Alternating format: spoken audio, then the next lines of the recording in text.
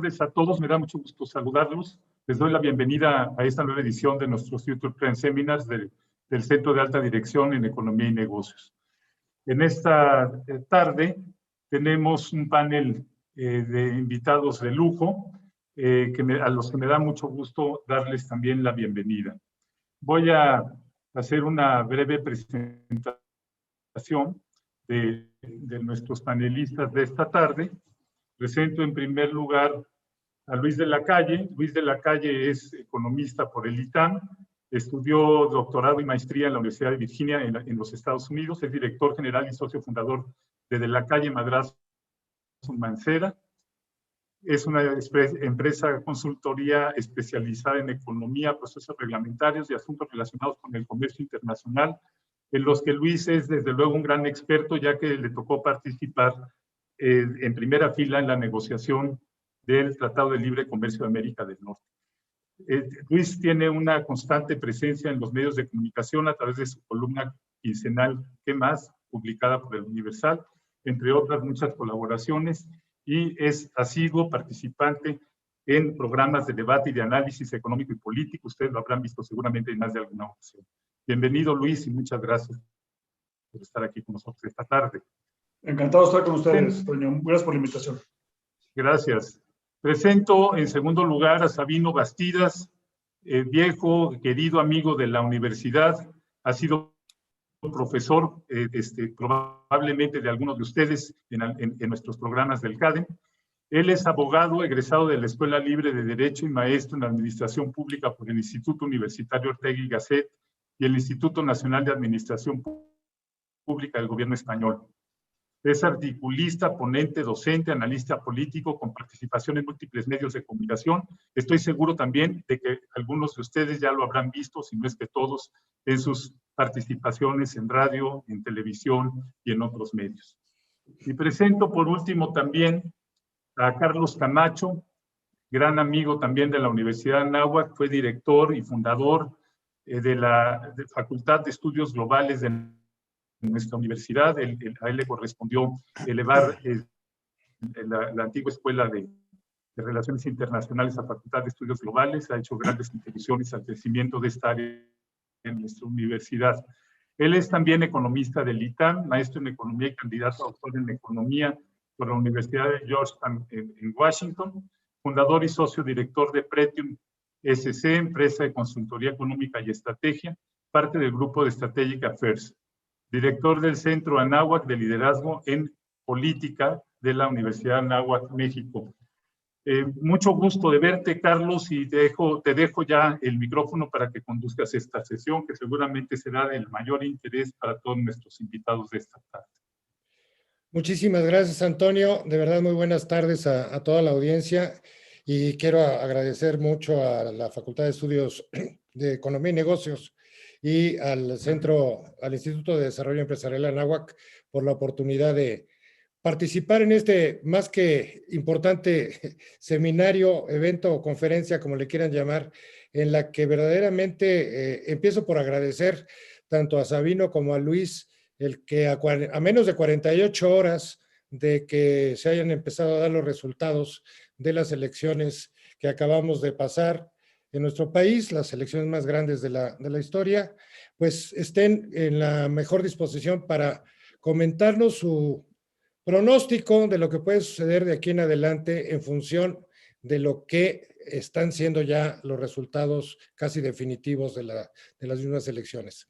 Ciertamente la elección fue de alguna manera predicha en buena forma por la serie de encuestas, llamémosle de las casas serias de encuestas, y el escenario que se preveía particularmente para la Cámara de Diputados, pues se cumplió en el sentido de que el partido gobernante no llegara a tener la mayoría calificada, sino que tiene una mayoría simple, aún contando con el apoyo de los partidos aliados.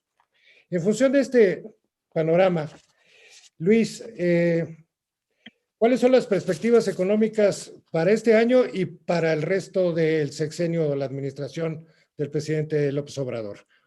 Hasta por 10 minutos te agradeceremos para después pasar con Luis. Digo, con Sí, bueno, Sabino. muchas gracias, Carlos, por la invitación. Encantado de estar aquí con mi buen amigo, colega, cómplice Sabino Bastidas. Y, por supuesto, agradecer también a la Universidad de Anáhuac, a Antonio Morfín por la invitación.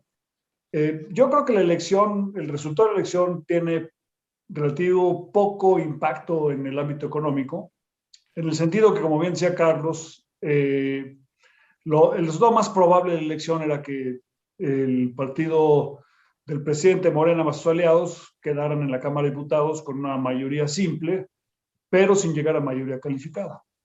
Los escenarios de inestabilidad económica hubieran sido la mayoría calificada, porque eso le podía haber dado al presidente una ocasión discursiva de decir, tengo un mandato renovado de profundizar la cuarta transformación y por lo tanto voy a hacer reformas para hacerla todavía más profunda, más radical.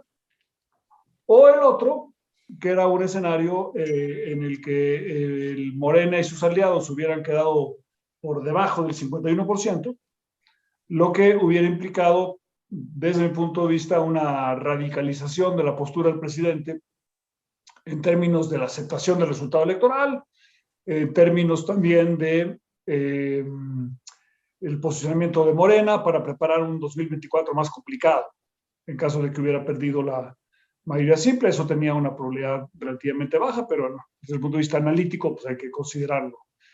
El resultado de obtener 55-56% de la Cámara de Diputados, que es lo que parece que va a resultar, es el resultado más estable desde el punto de vista económico en el corto plazo.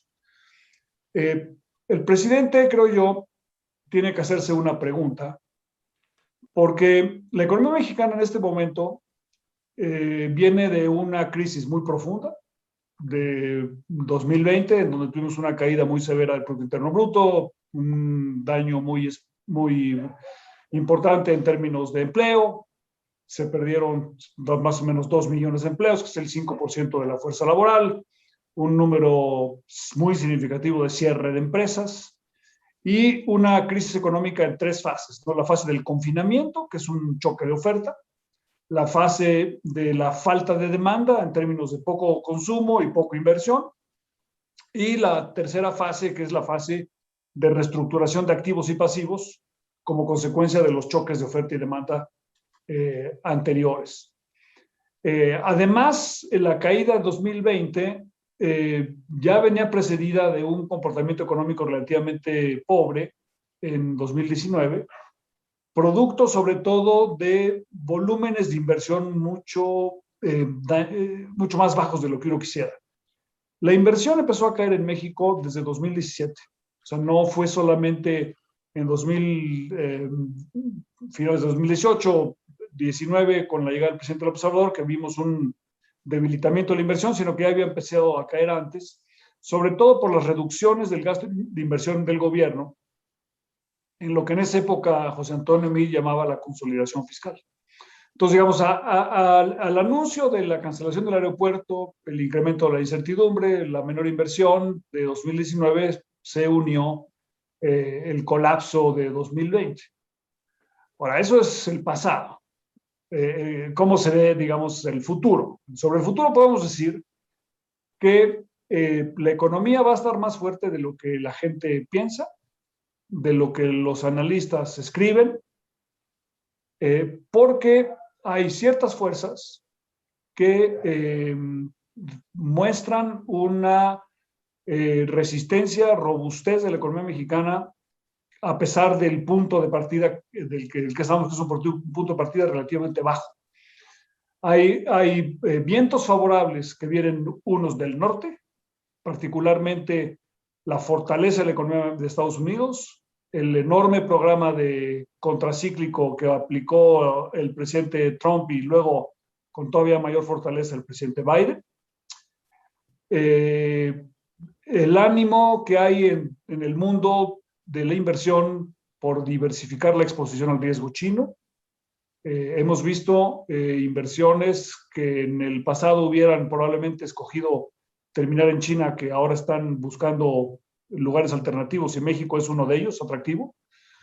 Por estas razones vemos ya una recuperación plena del sector de manufactura en México, una recuperación plena también del empleo en todas las ciudades del norte del país.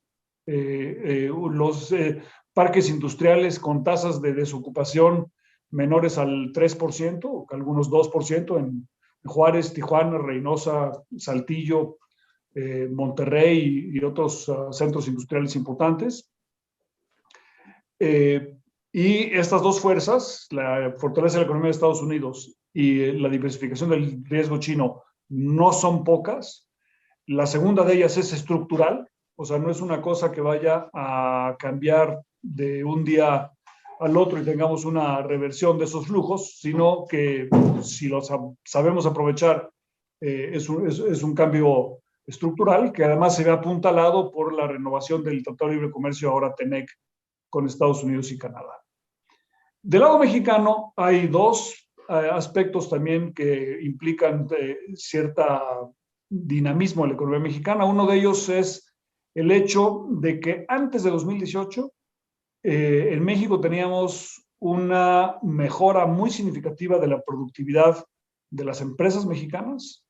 El censo de 2019, el censo económico 2019 muestra incrementos en el valor agregado muy significativos para todos los sectores y casi todas las regiones del país, con dos excepciones en sectores, solamente minería, que es básicamente hidrocarburos, y energía eléctrica.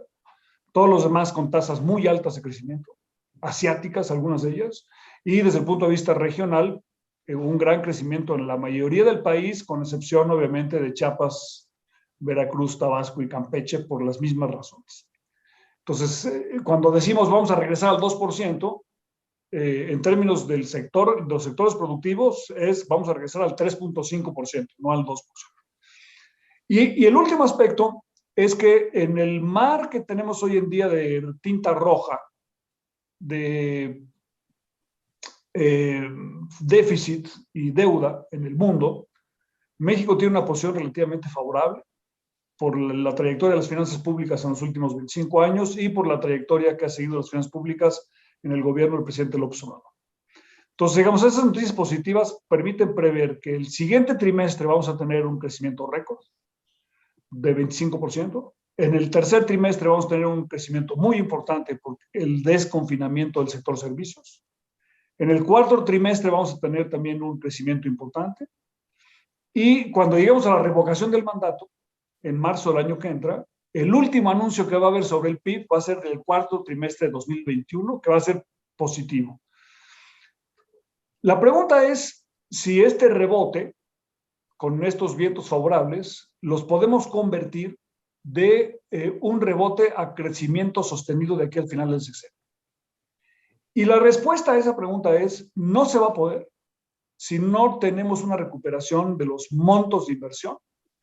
Y los montos de inversión no se van a recuperar si no se obtiene la confianza en términos de operación en México, en los ámbitos donde cojeamos, ¿no? Seguridad, Estado de Derecho, discurso político, mañaneras, actitud antiempresarial, incertidumbre en el sector energético, etc. Entonces, la gran pregunta que se tiene que hacer el presidente López Obrador es ¿cómo aprovecho el impulso del rebote para convertir a esta recuperación en un crecimiento sostenido? Los riesgos más importantes para los próximos 3 años, y con esto termino con el ámbito económico, son 3. El primero de ellos es la retórica antiinversión, ¿no? Que eso haga que no se recuperen la polarización, la división continua, porque el presidente está en campaña para agosto el referendo sobre expresidentes, para marzo la revocación y luego vendrán las elección de los candidatos y luego la elección presidencial. O sea, vamos a tener campaña permanente y la campaña puede convertirse en polarización y la polarización no es propicia a la inversión. Segundo riesgo importante es la estabilidad macroeconómica en México. Allí influirá, por supuesto, las finanzas públicas, y la política monetaria y el nombramiento del gobernador del Banco Central en diciembre. Y el riesgo más alto es el proceso posible de inflación que estamos viviendo en México, pero también en Estados Unidos. Ha habido un repunte importante de la inflación. En México estamos en tasas de inflación cercanas al 6% y en Estados Unidos cercanas al 4%. La posición oficial de los bancos centrales es que esta inflación es transitoria y por lo tanto no hay que preocuparse. Entonces la pregunta aquí es, ¿qué pasaría si a la hora de la hora es menos transitoria de lo que se piensa? Y vamos a tener, creo que aquí, 3 puntos en el tiempo. Uno, el mes de agosto, cuando venga la reunión de Jackson Hole en Wyoming, en Estados Unidos, donde se reúnen los bancos centrales del mundo. Y ahí va a haber toda una discusión sobre si la inflación del verano parece permanente o parece transitoria. Después, en el cuarto trimestre, vamos a ver si la inflación no disminuyó y si eso empieza a empujar las tasas de interés en Estados Unidos hacia arriba, particularmente del bono del gobierno de Estados Unidos 10 años, y ese incremento en la tasa de interés le pone presión al peso mexicano. Y en el mes de diciembre vamos a ver el nombramiento del nuevo gobernador del Banco Central en México. Mi evaluación es que inflación habrá, que habrá incrementos de tasa de interés y que la reacción que tenga México en ese momento, en el cuarto trimestre de este año, va a ser definitoria de si vamos a tener una reacción negativa en los mercados que contagie a la economía mexicana o vamos a poder transitarla. Porque en 2022, si hay inflación, Estados Unidos va a aceptar una tasa de inflación más alta de la que se ha tenido en los últimos 25 o 30 años, porque incrementar la tasa de interés tendrá un costo político enorme en Estados Unidos por el nivel de endeudamiento que hay por el COVID. Entonces, la predicción es, si hay inflación, la habrá.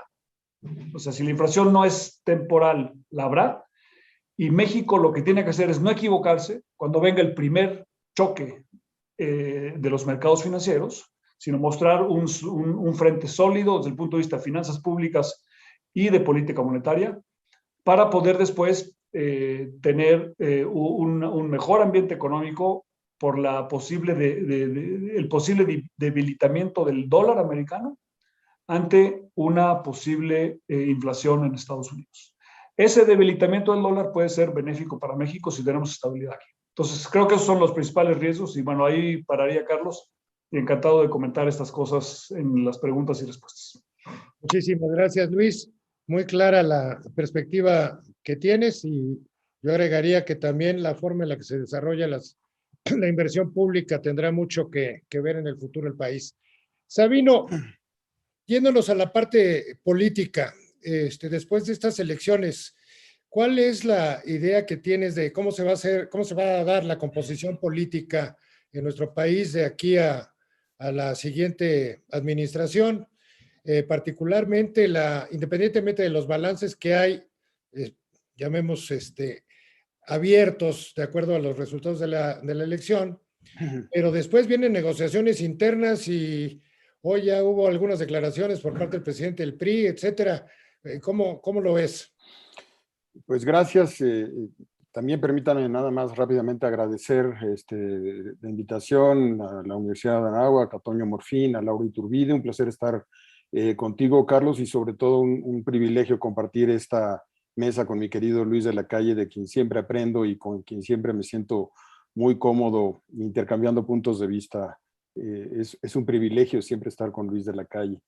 Y bueno, pues entrar en materia a 2 días de la jornada electoral no es un escenario sencillo. Quiero simplemente de manera cautelar decir que muchos de los resultados con los que estamos trabajando al principio, evidentemente, son preliminares. Estamos trabajando con conteos rápidos, con PREPs y con algunas encuestas de salida que tenemos a nuestra disposición. Es una elección enorme. La cantidad de información fue muy superior a la de otras elecciones que hemos tenido esta experiencia, y hay que decir que esto no se acaba hasta que se acaba, y esto se acabará en agosto aproximadamente. Entonces, para que se den una idea de que lo que estamos viendo son datos muy preliminares. En primer lugar, quiero recordar el fenómeno político ante el que nos estamos enfrentando, que se llama Andrés Manuel López Obrador. Es muy impresionante que este fenómeno político, que es diferente de lo que hemos visto en las presidencias de la República históricamente, es un líder político de base que no tiene como antecedente un ascenso dentro de la burocracia de un partido político, ni dentro del ejército, ni dentro de la burocracia gubernamental, tiene base social propia. Y la paradoja es que aparece mal evaluado en muchas políticas públicas, pero aparece con altos niveles de popularidad en casi todas las encuestas, de 50 altos a 70 bajos, dependiendo del encuestador de su preferencia. La verdad es que los números del presidente López Obrador con los que llega a la elección son muy altos. El fenómeno político de López Obrador en la mañanera, en sus distintas formas de operación política, creo que le arrojan números positivos a una gestión que fue muy accidentada, que tuvo muchos problemas, que una elección anómala en primer lugar porque teníamos una pandemia que estaba amenazando que si se podían o no organizar las elecciones, que sí afectó, no afectó la participación y no afectó el día de la jornada electoral, pero que sí afectó las campañas políticas fueron totalmente distintas, los candidatos tuvieron que cambiar el formato, la gente no les abría, y también los encuestadores, tuvimos muy mala información de muchas de las encuestas, mucha propaganda en redes sociales, los encuestadores no podían verificar en campo. Buena parte de la información que tuvimos acceso nos ofrecía la posibilidad de que tuviéramos sorpresas, y yo creo que sí tuvimos y sí tenemos algunas sorpresas. Yo creo que no hay que cantar esta narrativa de perdió Andrés Manuel López Obrador. Yo no creo que les ayude mucho a quienes le están cantando. Así como perder, pues yo no sé si esta es la manera de perder. En primer lugar, desde mi punto de vista, lo platicamos con Luis en algunos espacios, yo siempre tuve claro que Andrés Manuel López Obrador no iba a tener la mayoría calificada y que ya lo daba por descontado y que no le preocupaba. Su preocupación estaba en conseguir la mayoría, la mitad más uno, para no entrar en la polémica, porque el presidente hoy en la mañana dijo que considera que el concepto de absoluto está asociado a absolutismo, lo cual no deja de ser una curiosidad intelectual. Pero hablemos de la mitad más uno de los legisladores, que era lo que necesitaba, y él lo necesitaba para el presupuesto, porque la clave de su estrategia para el 24, como fue la clave de su estrategia para el 21, está en el marco del manejo del presupuesto, el trasladar estas rentas directas a la sociedad, que constituye sin duda una piedra de toque, un elemento fundamental. Uno de cada 4 hogares en México recibe algún beneficio, política o programa social. Esto que puede aparentemente en zonas urbanas y desarrolladas ser relativamente bajo, en las comunidades hace toda una diferencia, e hizo toda una diferencia en una crisis económica como la que vivimos, de menos 8.5 puntos del PIB, en donde hay que decir, este país tenía 53 millones de pobres, la cifra conservadora de pobreza nos andará rondando los 63, 64 millones de pobres, y que conservamos un país con movilidad cero que genera una enorme incertidumbre. Y para un joven universitario, un joven estudiante, recibir de pronto una beca, para un discapacitado recibir una beca, pues representa la diferencia entre la subsistencia y la precariedad. Y esto es lo que él le importaba, esa mayoría la tenía. Tampoco se vayan con la finta respecto al tema de la votación. Mi querida María de las Heras, que en paz descanse, me enseñó hace muchos años que en cada elección había que traducir los porcentajes que aparecen en la televisión en números absolutos de votos. Y los votos absolutos en la confusión generan muchas apreciaciones equivocadas. Andrés Manuel López Obrador recibió 30 millones de votos en la elección del 18. Pero Morena solamente recibió 21 millones de votos en la elección de 2018 para diputados federales. Y es contra esta que lo estamos comparando, en el entendido de que Andrés Manuel López Obrador no venía en la boleta. En aquella elección, el PAN y el PRI obtuvieron respectivamente 10 y 9 millones de votos, números redondos. En esta elección, Morena recibe más o menos alrededor de 18 millones de votos. PAN y PRI reciben alrededor de 8 y 9 millones de votos, en números gruesos. O sea, tampoco es una caída estrepitosa para una participación de 52% del electorado, que me parece que fue excepcionalmente bueno, y aquí hay que decir que qué bueno que la sociedad y la ciudadanía salió. Pero el cambio fundamental de la correlación de fuerzas, para entender lo que viene, es que Andrés Manuel López Obrador está solo frente al sistema de partidos. Es decir, él es una persona poderosa en sí misma, poderosa además en la presidencia de la República, con un manejo amplio del presupuesto, pero está enfrentando en esto a un sistema de partidos desmantelado, capturado, con el que él está jugando. La clave de este Congreso estuvo en el convenio de coalición que firmaron PT, Verde Ecologista y Morena. En ese convenio de coalición está lo que van a ir viendo. Y hagan memoria de lo que pasó en el 18. Los primeros distritos y los primeros números no fue el número total del Congreso. Hubo una operación política de parte de Morena para hacerse de diputados, para hacer alianzas, para generar redes políticas. Y el presidente López Obrador tendrá, sin lugar a dudas, ahora además, una fortaleza adicional en el Congreso a través del triunfo que logró en los gobiernos de los estados. Y ahí está el gran triunfo de López Obrador. El hecho de haber ganado el número de gobernaturas que ganó, que yo creo que es la sorpresa, porque en varias veces hicimos pronósticos y esperábamos 8 o 9 elecciones. Michoacán, Guerrero, San Luis Potosí, Campeche están muy cerradas y sometidas a tribunales, y como les decía hace rato, esto no se acaba hasta que se acabó y las contabilidades pueden variar, pero con los números que tenemos en este momento vamos a tener a un Morena que de pronto se planta en el escenario político con 18 gobernadores, y Andrés Manuel López Obrador ganó la presidencia de la República sin gobernadores. Es decir, un poco con el gobierno de la Ciudad de México, ya en contra, porque Mancera y él tenían una relación complicada, pero digamos que un López Obrador que sabe jugar solo y sin controles territoriales. Ahora tiene a su disposición 17 gobernadores directamente de Morena, más el gobierno de PBM y PT en San Luis Potosí, que tiene una enorme dependencia de Morena. Pero además hay que decirlo, el PAN solamente tendrá 8 gobernadores, el PRI tendrá solo 4 gobernadores, en el número más bajo de su historia, y ese partido no sabe operar sin estructuras territoriales, sin gobernadores. Es el fin del federalismo priista. Y les recuerdo además que el próximo año se termina el periodo de 2 gobernadores priistas importantes, porque se acaba Oaxaca y se acaba Hidalgo, además de otras elecciones locales que tenemos. Entonces, no es solamente quedarse con estos 4, perderán o estarán en juego otros 2. Entonces, los gobernadores tienen un enorme ascendiente sobre los diputados federales, por ponerlo de manera elegante y eufemista. Los diputados federales quieren tener una buena relación con sus gobernadores, quieren trabajar con ellos, quieren ir a las inauguraciones y a los eventos, quieren tener recursos y quieren participar. Y crean una relación con sus gobernadores pues de cercanía y dependencia.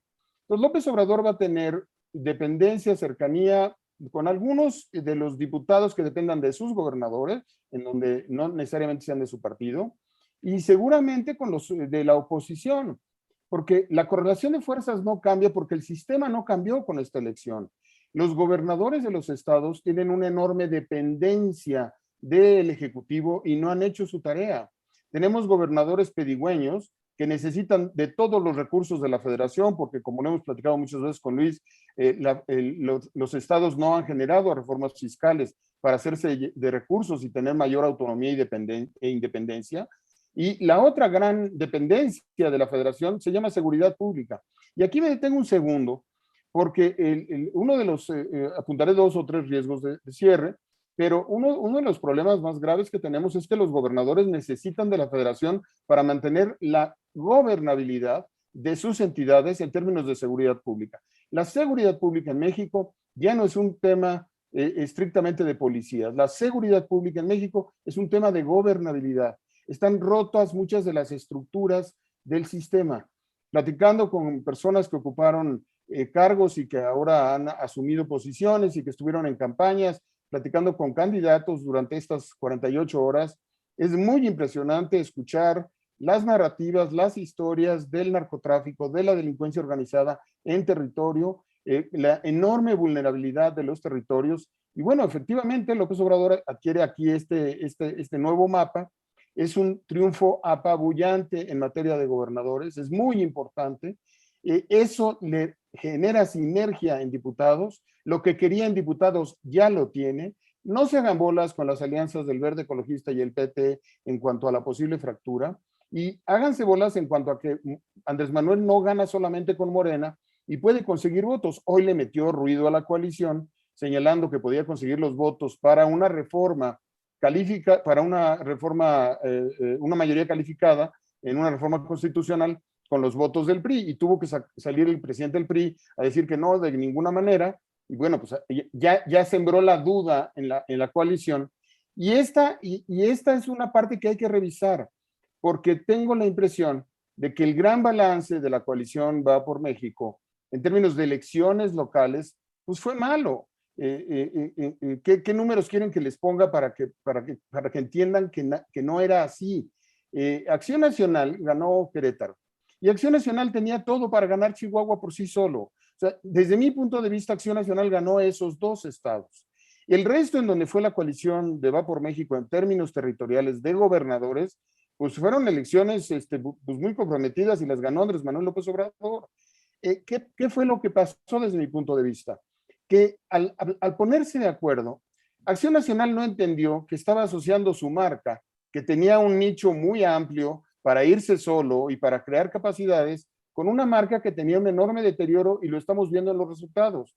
Y el resultado del PRD, pues ya ni les platico, está en la frontera de poder perder el registro, y todavía no se descarta la posibilidad de que PRD y eventualmente el PT puedan perder el registro. Pero lo interesante, y esto ya lo abordaremos más adelante en las preguntas y respuestas, pero lo interesante de esto es que la correlación de fuerza beneficia al líder López Obrador, que López Obrador sigue teniendo un poder muy fuerte y que ha creado el escenario político para mantenerse en los medios de comunicación y en el centro de la política mexicana y no dejar crecer a nadie los próximos 3 años. Porque en este momento vamos a entrar a la consulta de expresidentes, que será el 1 de agosto, y vamos a discutir todos los mexicanos si juzgamos o no a los expresidentes en una pregunta que aprobó la Suprema Corte de Justicia de la Nación, a mi juicio, de manera inconstitucional, ilegal, incorrecta, indebida, y que le dio al presidente todo el juego para poner en duda los derechos humanos de estos expresidentes de la República. Si tienen algo contra ellos, pues que les documenten el expediente y que se presenten las instancias correspondientes. Pero políticamente someterlos a esto, pues va a ser un blanco contra negro, un pasado contra futuro, un López Obrador contra el resto del mundo. El otro momento, ya lo señalaba Luis, con respecto al 22, con la revocación de mandato, con la que nos vamos a recetar en campaña personalmente a López Obrador durante todo el año. Vamos a estar hablando de López Obrador sí, López Obrador no, si la coalición sí, si la coalición no, quiénes lo apoyan, quiénes están a favor, en contra, si van a votar o no, con qué porcentaje es legítimo o no, si hay recursos para el INE o no, si el INE se mete. Es otra elección en la que estará en solitario. Y del otro lado no hay nada. Ese es el problema. López Obrador puede perder capital político, pero no hay quien recoja ese capital político, no hay quien cache ese capital político. Y en la correlación de fuerzas está deteriorando a muchos jugadores y a muchos actores, y esto puede ser clave para el momento de la sucesión presidencial y del momento que termina López Obrador el 1 de octubre del 2024, y antes todo este proceso electoral dependerá qué es lo que quiera. Hay muchos focos rojos, a mí me preocupan. En primer lugar, como riesgos, el riesgo de la polarización. La polarización en democracia no me asusta. La polarización es parte de la democracia, tener puntos de vista distintos. Lo que es grave sería la radicalización. La pregunta es, ¿se va a radicalizar López Obrador? ¿Cuándo se va a radicalizar? ¿Cómo se va a radicalizar? Y si está dispuesto o no a tomar medidas antisistema. Y en este sentido, la definición de publicar en el Diario Oficial de la Federación el día siguiente de la jornada electoral la Ley Orgánica del Poder Judicial de la Federación, que trae el 13 transitorio violatorio del 97 de manera clara e indubitable, es una señal muy fuerte, porque las 8 columnas del día siguiente de la elección no me las dio el Reforma, ni el Universal, ni me las regaló el Noticiero de la Mañana. Las 8 columnas del día siguiente de la elección a mí me las regaló el Diario Oficial de la Federación, porque el presidente promulga una ley inconstitucional y dice estoy dispuesto a jugar este juego. O sea, nos manda la señal, ahí está la democracia, pero aquí está el juego que puedo llegar a jugar. Y el ministro Arturo Saldívar, en lugar de salir de manera indubitable a decir que en lo personal él no puede aceptarla, una correlación de fuerzas de este tipo, opta el ministro Saldívar por un enjuague que nadie sabe su desempeño, su desenlace, sus matices. Y evidentemente esta vía es una vía en la que el presidente no requiere mayoría calificada, porque podría estar emitiendo leyes orgánicas o leyes secundarias con la mayoría simple que tiene en ambas cámaras, porque les recuerdo que no cambió el Senado y allá no tiene mayoría calificada de todas maneras, pero el punto es el comportamiento de los opositores. Pero, insisto, podría ganar, sacar leyes secundarias en el filito de la inconstitucionalidad y estarlas aprobando en los tribunales en los que pueda llegar a tener un control superior. Es un primer apunte, una disculpa por extenderme un par de minutos más. Mil gracias, y estoy Sabino. a sus órdenes. Más que interesante, inclusive has empezado a tocar puntos que la propia audiencia nos ha estado preguntando. Pero voy a regresar contigo en el orden y no podemos dejar ausente la análisis un poco más profundo, ya Luis lo señalaba, sobre qué podemos esperar en la política exterior, particularmente obviamente la relación con los Estados Unidos. Hoy tuvimos la presencia en la mañana de la vicepresidenta Harris y la relación con China, con Rusia y con Latinoamérica. Por favor, 3 minutos cada uno de ustedes. Después de Sabino, te pido que respondan la misma pregunta, Luis. Va, Sabino. Gracias. Mira, yo creo que es clave la relación México-Estados Unidos, porque creo que Estados Unidos, sobre todo con la infraestructura y con la estructura del TEMEC, se convierte en una de las anclas más importantes para que el presidente López Obrador no se radicalice. El presidente López Obrador ha jugado como una monedita que va girando, pero no termina de caer, ni en una visión radical, ni en una visión francamente socialdemócrata. Pero al interior de su partido hay posiciones francamente radicales. Al interior de su partido hay presiones de una izquierda radical que quiere romper con el establishment, y una visión un poco más moderada que cree que como van pueden sacar adelante las cosas.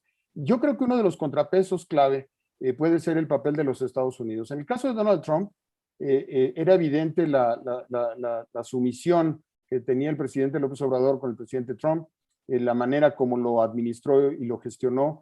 Y con el presidente Biden ha estado estirando la liga, ha estado mandando señales muy negativas. Me parece que el tema de el financiamiento para el desarrollo que los Estados Unidos le aporta a un grupo de ciudadanos para determinadas políticas y decir que eso es temas injerencistas, el retar el tema de la ley de industria eléctrica y la ley de hidrocarburos, el estar mandando señales de tensión de la relación y estar hablando de la soberanía nacional, pues evidentemente ha puesto nerviosos a muchos jugadores. Por encima de la mesa, creo que la Cancillería ha manejado de manera muy profesional la relación con los Estados Unidos. Hay un cambio de embajador que también manda la señal de baraja nueva. Pero la pregunta es, ¿qué tanto Joe Biden no se va a distraer con una banda ancha demasiado amplia? Joe Biden tiene muchos asuntos encima. Biden tiene que sacar adelante una agenda política complicada y evidentemente China, Rusia y otros asuntos van a ocupar su agenda. Y su principal agenda es interna. La mitad de los norteamericanos no estuvieron de acuerdo con su candidatura y tendrá presiones cada vez más fuertes, y aprobar en el Congreso de los Estados Unidos con los republicanos muchas de sus resoluciones le va a costar mucho trabajo. Entonces, pues atender el caso de México y atender a Centroamérica y atender el hemisferio, pues ya se lo encargó a su vicepresidenta, y creo que en la agenda tiene una gran preocupación que es clave, que es el tema migratorio. Y México está dispuesto a obsequiar ese tema en la agenda. Y si México cumple con la parte migratoria, pues el intercambio puede ser, pues no te metas tanto conmigo, hasta dónde puede poner en riesgo a un socio clave para la economía norteamericana, a un proveedor tan importante de recursos y suministros básicos. Y creo que también Estados Unidos está mandando señales. Este 1 millón de vacunas para la frontera, esta idea de cooperación para el desarrollo anunciado hoy, esta deferencia de presentarse hoy con el presidente López Obrador, de la vicepresidenta Kamala Harris, me parece que también están dando la señal de no podemos descuidarnos, porque de esto aquí puede haber una mayor presencia de China, de Rusia. Hay dos detalles que quiero apuntar y con eso concluyo. El hecho del comportamiento del Departamento de Estado de los Estados Unidos con respecto a la democracia en Nicaragua y a la democracia en El Salvador. El señalamiento que se hace de violación en el caso de El Salvador al estatuto de la Corte Suprema y la aprehensión y la detención de los opositores en el caso de Nicaragua. La pregunta es ¿qué tanto Biden se va a meter? Biden se meterá bien en Centroamérica. Yo siempre que veo a un demócrata meterse en Centroamérica, me acuerdo de Carter y me acuerdo de errores de sensibilidad, y me preocupa que no lo hagan bien. Y a López Obrador hay que manejarlo bien para que no se vaya a colocar en una posición más radical que pueda poner en riesgo, en primer lugar, a México, pero también a los Estados Unidos como socio principalísimo del TEMEC. Gracias, Sabino. Luis, sobre esta misma pregunta sobre comercio, sobre la política exterior, hoy apunto algo que es relevante. Hoy John Kerry, encargado de toda la parte ambiental, llamemos, del gobierno de Biden, señala: voy a aplicar la diplomacia dura, hard diplomacy, para que todo el mundo, todos los responsables del 75% de las emisiones realmente cumplan con sus compromisos y que en el COP26 tengamos verdaderamente un avance. Eso, ¿cómo nos afecta en la política energética? Además de lo que ya comentaba Sabino. Sí, bueno, yo sobre la participación de México en el mundo, diría que si el presidente puede escoger, va a escoger no participar. El COVID le vino como anillo al dedo en varias cosas, una de ellas el mundo exterior, porque le permitió no viajar. Ahora que vuelve a haber reuniones, si la vacuna realmente funciona, pues tendrá que el presidente pensar si sigue sin viajar y solamente se dedica a la política interna. América Latina va a significar presiones para México, porque tenemos una América Latina muy convulsionada que va a tener un impacto en Estados Unidos. La redacción constitucional en Chile es un evento muy importante que va a puede definir mucho el rumbo de América Latina, el rumbo de Chile seguramente. La posible elección de Castillo en Perú también puede ser una fuente de fricción. Lo mismo obviamente con Brasil, ¿no? Que tiene convulsionado. Y te sigues viendo la lista de América Latina, los demócratas en Estados Unidos son más metiches. Los gobiernos de izquierda en América Latina generalmente prefieren, no lo dicen públicamente, pero prefieren republicanos, porque con los republicanos saben a qué atenerse.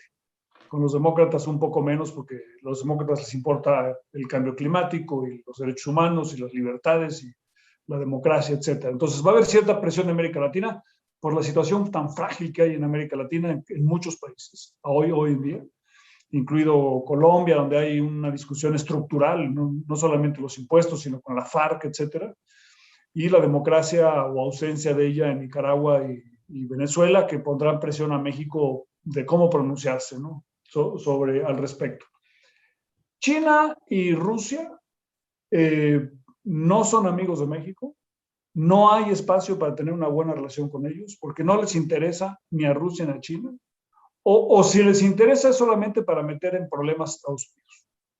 Entonces ahí el gobierno mexicano debe tener una relación de respeto, constructiva, pero con la cautela necesaria. La pregunta más importante obviamente es la relación con Estados Unidos y un poco el contrapeso de Europa, ¿no? Que eso siempre es importante. Y en Estados Unidos, el tema central es China.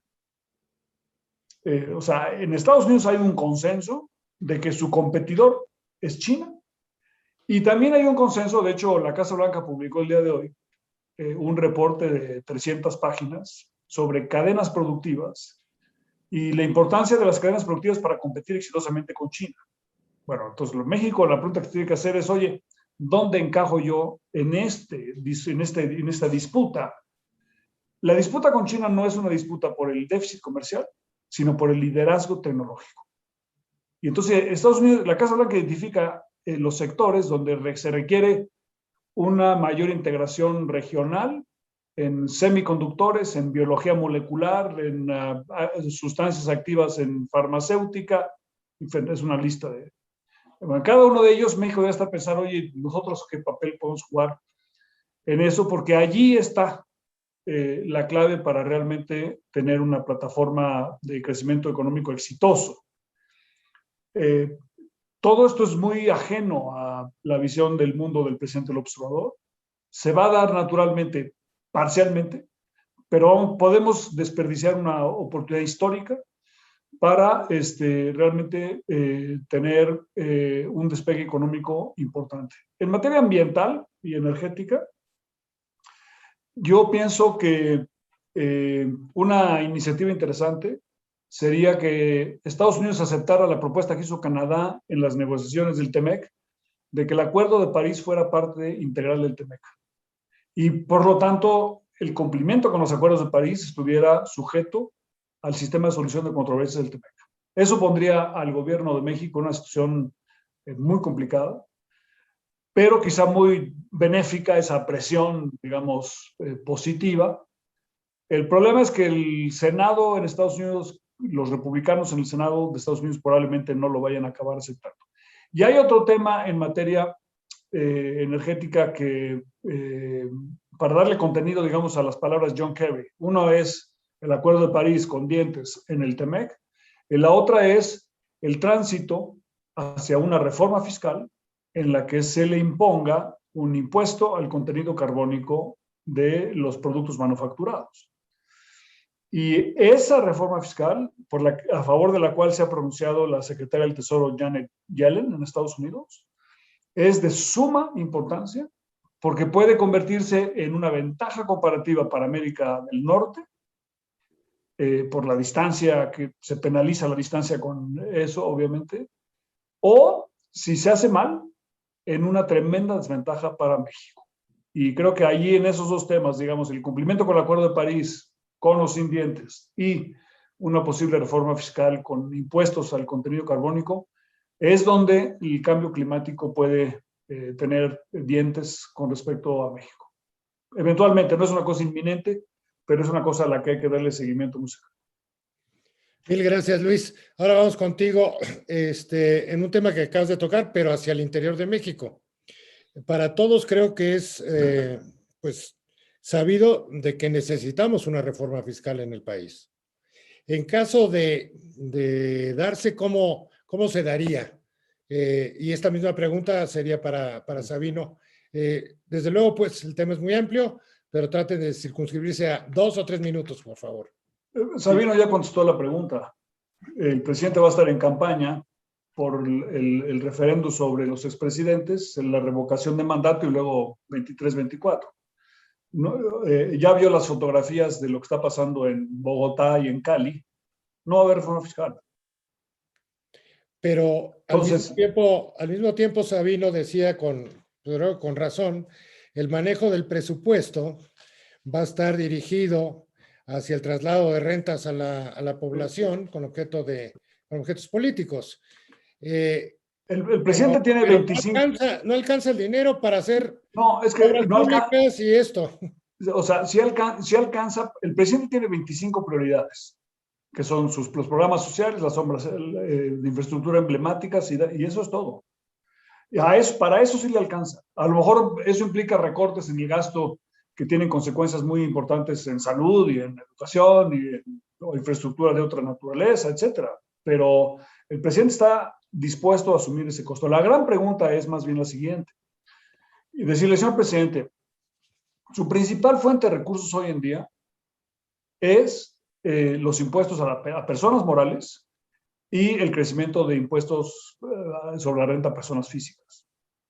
Si usted promoviera una economía exitosa, se generaría una base gravable mucho más grande que le permitiría fondear mucho más programas. O sea, la esperanza ilusoria e ingenua por parte del presidente de que Pemex se va a convertir en una fuente importante de recursos no se va a dar en su sexenio.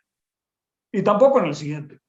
Entonces, si él quiere tener suficientes recursos para no solamente sus 25 prioridades, sino para tener un gobierno funcional y que le permita vislumbrar una economía exitosa en 2024 por razones electorales, debería cambiar su discurso y hacer de México un país atractivo a la inversión y entonces aprovechar el movimiento con respecto a China para definir una agenda económica progresista, ambiciosa y potencialmente muy exitosa, si él quisiera y supiera hacerlo. No lo va a hacer, pero yo creo que en materia fiscal quizá se atrevan a incrementar algunos JEPs.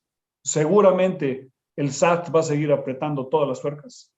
Y hay una propuesta con la que ha hablado la Secretaría de Hacienda, que es una propuesta muy equivocada, de transitar de la tasa cero de IVA a tasa exenta en alimentos, que le va a provocar una tremenda reacción negativa en el campo mexicano, por lo cual se puede predecir no va a suceder. Desde luego. Sabino, dado que estamos muy cortos de tiempo y en parte ya habías respondido esta parte fiscal, déjame ir hacia otro tema que ya comentabas y está en algunas de las preguntas de nuestros asistentes a este importante seminario. ¿Tú crees que, sobre todo con la fortaleza del manejo del presupuesto, crees que se va a insistir en la minimización de los organismos públicos independientes? El INE, que ha sido muy atacado, vapuleado, INAI, INEGI, COFESE, COFETEL y en última instancia Banco de México. Y bueno, aquí creo que la pregunta clave está la pregunta de juego político es si el presidente va a ir a una reforma electoral. Si se va a plantear una reforma electoral, porque el resto de los órganos autónomos y todo esto puede depender de esa elección y del nivel de profundidad que quiera imprimir el presidente al cambio de régimen político y si lo pretende con las reglas que tenemos actualmente o necesita cambiar esas reglas o requiere cambiar todo el juego político. Yo no descarto en este momento en el escenario que el presidente pueda al final de su administración plantearse algún cambio mayor a la Constitución, el modelo de constituyente lo plantearon en la Ciudad de México, que su escenario de radicalización se plantee otro tipo de transformaciones. Para ello la llave es la reforma electoral. El presidente ya se dio cuenta que con estas reglas puede ganar. Y aunque tiene un coscorrón en la Ciudad de México, que no es un asunto menor y me imagino que le ha de haber dolido mucho, y que quizá en algunas posiciones o plazas le hubiera gustado sacar mejores números, y el presidente ya vio que puede ganar con estas reglas y creo que vamos a ir transitando como hasta este momento en un escenario gradual en donde como las ranitas vamos a estar en el agua fría, se va a ir calentando el agua y no nos vamos a dar cuenta de la magnitud de los cambios que se puedan llegar a plantear. Aquí el sentido de urgencia es de qué manera la oposición se articula de manera seria, de manera profesional, preparada, para tener una alternativa seria y tener alternativas preparadas para el 2024. Yo coincido con Luis en términos de que el presidente no va a correr ningún riesgo que le genere algún problema de popularidad, pero va a ser todo aquello que refuerce la narrativa de la mafia del poder, de los ricos contra los pobres, de los grupos, esta lógica de polarización que él mantiene, pero que no debemos de permitir que se lleve a una posición radical. Aquí creo que hay una lección que nos dio la elección norteamericana, que es muy importante traer a la mesa. Estados Unidos se radicalizó, llegamos a un punto de extremismos muy fuerte con la figura de Donald Trump el año pasado. Parece que han pasado siglos de que se fue Donald Trump, pero la verdad es que hemos descansado mucho de su ausencia de las redes sociales. Pero el presidente Donald Trump radicalizó el escenario, polarizó la escena, se fue a los extremos, polarizó a la sociedad norteamericana y el Partido Demócrata se veía muy comprometido Pero la respuesta del Partido Demócrata de los Estados Unidos no fue irse a los extremos, fue colocarse en el centro. Y yo creo que esta es la lección que nos dan respecto a dónde debe colocarse la oposición a López Obrador, en posiciones moderadas, mesuradas, explotar lo que pasó el domingo pasado en la elección, en donde la gente sale a votar y dice, aquí estamos y hay democracia y ponemos las casillas, pero que el producto que arroja esa participación en las casillas es desafortunadamente poco útil, poco articulado. Llegan los políticos y pueden traicionar a sus electores. Vean cómo votaron las oposiciones, muchas de las reformas de López Obrador, todos los partidos votaron la Guardia Nacional, el PRI votó temas de austeridad, o sea, hay votaciones de la oposición que es como para que no haberles dado un solo voto en esta jornada electoral. Entonces, tenemos que mejorar la calidad de ese producto para rumbo a la elección del 24. Si no, lo que vamos a tener es un caudillo muy poderoso frente a una sociedad fragmentada y unos partidos políticos debilitados, y esa es la vía para la alternancia. No conocemos alternancias reales, serias, sin partidos políticos, sin ofertas más articuladas. Y hay que hacer el trabajo a partir de ayer. Gracias, Sabino.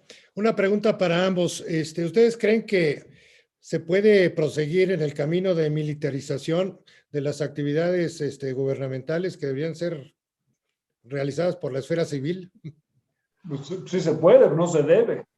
Bueno. O sea, es una mala idea, no es una mala idea. Sabino conoce muy bien a las Fuerzas Armadas en México, yo los conozco un poco. Es una mala idea para el Ejército, para la Secretaría de la Defensa y para la Secretaría de Marina, porque el modelo de encargarle a las Fuerzas Armadas actividades que no les competen los acaba desvirtuando y los acaba corrompiendo con el tiempo, ¿no? Entonces, es un error. En México lo que necesitamos es, Sabino lo insiste mucho en ello y tiene toda la razón, crear instituciones sólidas, instituciones que tienen que ser de carácter civil y que sean estables y sean, que contribuyan a... Por ejemplo, hoy anunciaron en la tarde el memorándum entre México y Estados Unidos por la visita de la vicepresidenta Harris, y señalan que Estados Unidos le va a dar recursos a México para fortalecer la Agencia de Aviación Civil, a la que le había quitado dinero el presidente. Bueno, o sea, no es una cosa, digamos, muy de defensa de la soberanía. O sea, hubiéramos defendido más la soberanía nacional con la Agencia de Aviación Civil debidamente fondeada, que esperar a que Estados Unidos nos mande dinero, porque cuando te mandan ese dinero, te lo van a condicionar 10,000 maneras de cómo utilizarlo. Es mala idea que el Ejército se encargue de tareas que no son de él. Creo que en el voto que hubo casi unánime sobre la Guardia Nacional, y estoy de acuerdo con Sabino, deberían quizá haber votado en contra. Muchos de los que votaron a favor de otros partidos se sienten traicionados por la interpretación que le dio el presidente al artículo transitorio, con un decreto unilateral de su parte, ¿no?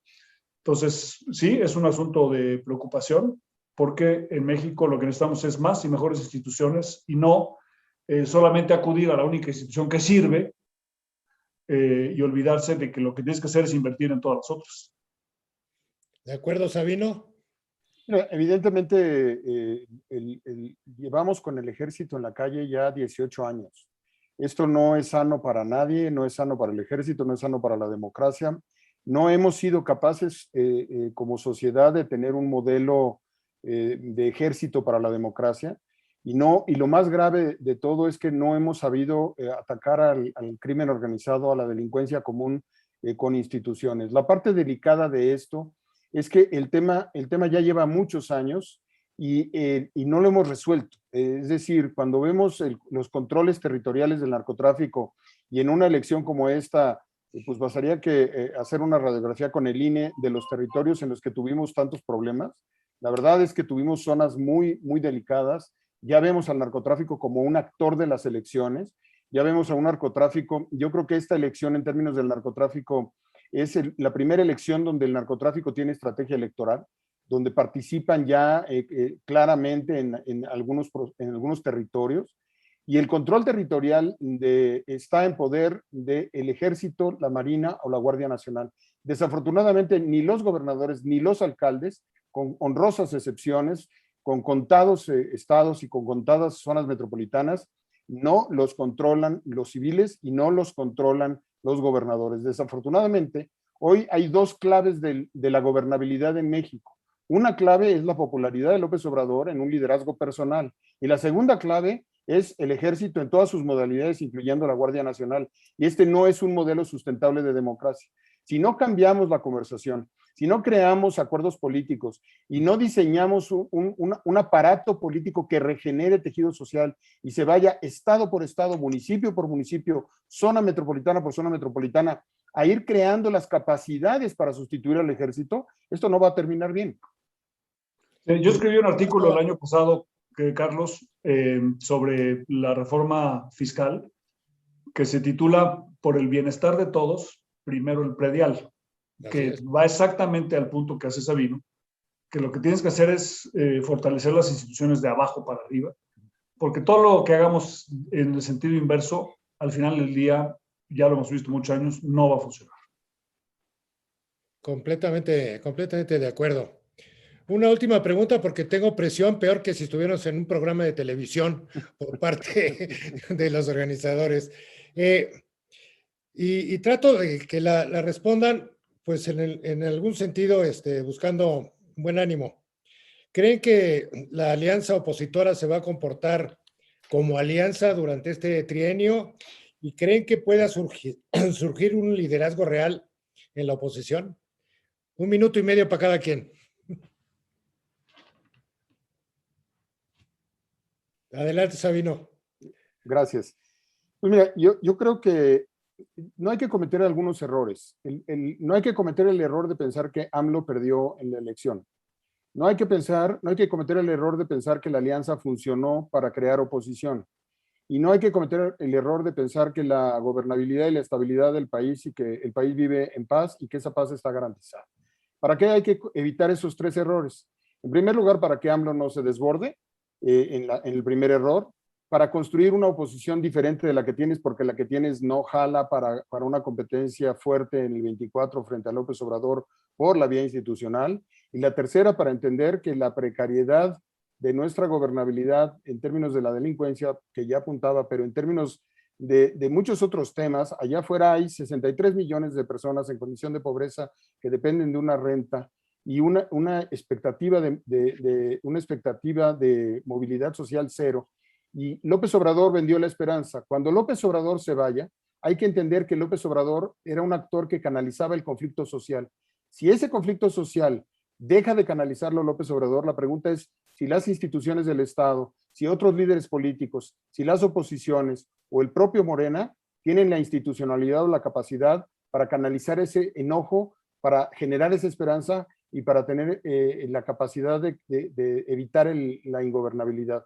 Mi respuesta en términos intuitivos es que todavía no tenemos esa institucionalidad y tenemos 3 años para tenerla si es que queremos que esto siga funcionando medianamente bien. Luis. Yo nunca he sido favorable a las coaliciones. Me parece que tienen un sentido antidemocrático al final del día. La gran pregunta es si va a haber una reforma político-electoral. Esta reforma político-electoral, con el resultado del domingo, no la puede hacer Morena unilateralmente. Y va a tener que tener el concurso de otros partidos, probablemente incluido el PAN y el PRI. Si lo hubiera, creo que esa reforma sí podría, digamos, influir en el proceso para cambiar el escenario político para 2024.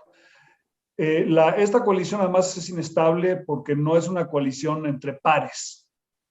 O sea, el PRD, como bien decía Sabino, pues está en la supervivencia y el PRI está en entredicho porque ya veremos qué pasa con las elecciones el año que entra en Oaxaca, que ya no gobierna el PRI, en Hidalgo, que quizá allí pudiera ganar. Si pierde Hidalgo, se acabó, porque entonces eso implicaría que va a perder el Estado de México, que sería el último bastión del PRI en 2023, y eso terminaría con la estructura fundamental del PRI. Entonces la alianza, digamos, no es Las uniones aduaneras en comercio exterior funcionan solamente cuando tienes grupos de países que son más o menos del mismo tamaño. Entonces, las coaliciones donde tienes diferenciales de tamaño tan grande no acaban funcionando porque el que va a tomar todas las decisiones en una coalición de esta naturaleza sería el PAN. Y eso, pues, eso hace que sea inestable. Entonces, creo que no viene por allí. Puede funcionar en ciertas elecciones las coaliciones. Sería mucho mejor que transitáramos en México a un sistema de segunda vuelta, donde tuviéramos más opciones en la primera y un sistema electoral más ciudadano con segunda vuelta. Muchísimas gracias, Luis. Sabino, de verdad aprecio muchísimo. Y se quedaron en el tintero pues muchísimas preguntas.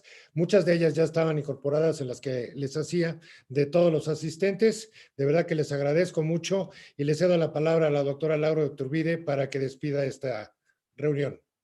Pues muchas gracias, Carlos. Sin duda muy interesante, ¿no?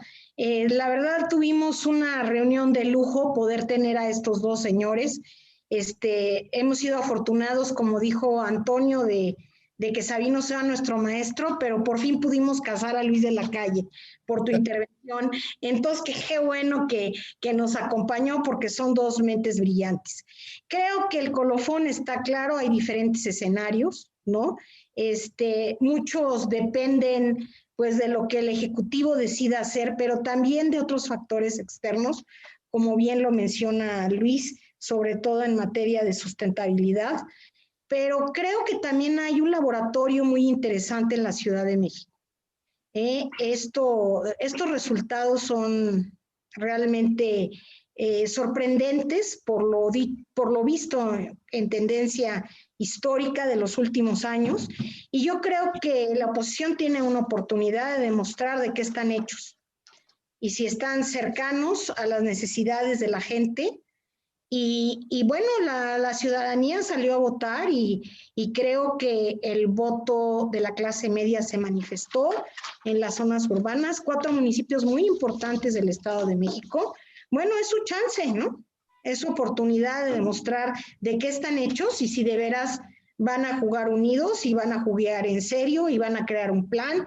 Hoy oía una entrevista con varios alcaldes donde están muy optimistas, donde se van a apoyar, donde van a intercambiar opiniones, donde ellos contratan servicios, donde ellos no se olvidan de la gente. Bueno, vamos a ver si esto es cierto, ¿no? Entonces, creo que hay un escenario muy interesante por recorrer en los próximos días, meses y desde luego en la recta final del sexenio. Yo añadiría, Laura, nomás a eso que mencionas con Tino. Creo que el papel más importante es de los ciudadanos. Lo decíamos Sabino y yo el jueves pasado en la televisión. Lo que se requiere es que post 6 de junio los ciudadanos participemos más y no menos. Nos informemos más y no menos. Tengamos un compromiso para la mejora de México y construir un país más justo. Y somos los ciudadanos los que le vamos a exigir a los políticos a que hagan bien su trabajo. Y creo que el resultado de la elección del 6 de junio muestra la capacidad de los ciudadanos de transformar. El presidente tuvo, creo, un error en su discursivo el día de ayer cuando dijo, es que donde perdimos es donde la gente sabe leer, donde la gente lee los periódicos y leen la prensa internacional.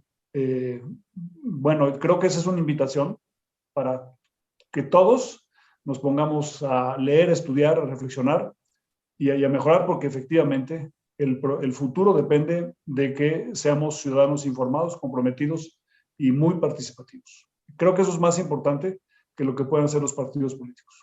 Desde luego, una exigencia, una cercanía y que ojalá, pues, lo que vimos este domingo pasado de muchos jóvenes asistiendo a las urnas y que vayan adquiriendo mayor conciencia cívica y del país que quieren y que queremos delinear y que merecemos, pues es un trabajo conjunto. Claro que sí, Luis, no podía estar en menos de acuerdo con tú, o sea, estoy totalmente de acuerdo contigo. Ana Paula, toma la sala para despedir, por favor. Gracias. Muchísimas gracias, Luis. Muchísimas gracias, Sabino. Carlos, también gracias por acompañarnos a moderar este gran panel. Como dice la doctora, creo que además de darnos mucha información, nos lleva a la reflexión sobre el rol que cada uno de nosotros tiene que tomar en estos próximos años. Antes de cerrar y de invitarlos a la sesión de mañana, les queremos compartir que por parte del Instituto de Desarrollo Empresarial Anáhuac estamos promocionando el que cada uno de ustedes pueda participar durante el mes de agosto en el International Business and Finance Certificate Summer, que estaremos lanzando en alianza con la Florida International University. Sin duda es una gran oportunidad para que cada uno de ustedes pueda adquirir un entendimiento de los negocios, de la administración, de la innovación y el emprendimiento con una perspectiva global, además de la mano de muy buenos profesores de la Universidad Internacional de Florida, que nos pueden ayudar a tener un poco más este entendimiento de la relación bilateral entre Estados Unidos y México, y específicamente también de la relación de Florida con México. Les vamos a hacer llegar la información de este programa, que además para los que están aquí que no se han titulado, puede ser opción de titulación, así que no pierdan esta oportunidad, que nunca está de más tener el título a la mano. Muchísimas gracias, Sabino. ¿Doctora? Muchísima suerte a nuestro amigo Carlos en su nuevo emprendimiento con este centro. Y muchas gracias, Carlos, por habernos apoyado. Gracias. Así es, muchas gracias, Carlos, Luis, Sabino, que estén muy bien y nos vemos mañana para hablar acerca de emprendimiento e inversión con perspectiva de género. Que tengan muy buena tarde todos.